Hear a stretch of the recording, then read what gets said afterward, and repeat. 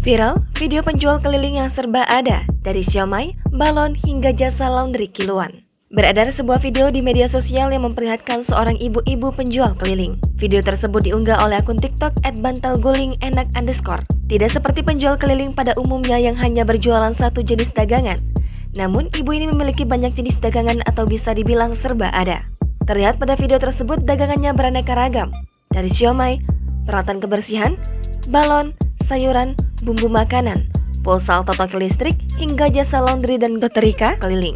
Di atas motor, ibu tersebut terdapat mesin cuci yang digunakan untuk jasa laundry keliling. Pada bagian depan motornya terdapat tulisan Warkomling dan juga daftar dagangan ibu ini seperti pulsa, token listrik, dan lain-lain.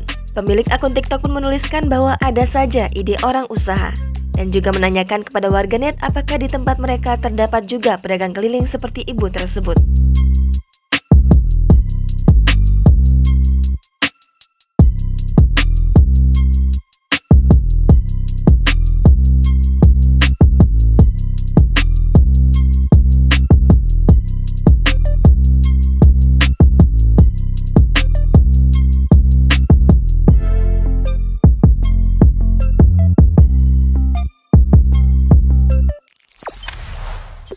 Jangan lupa subscribe, share, komen, dan like ya!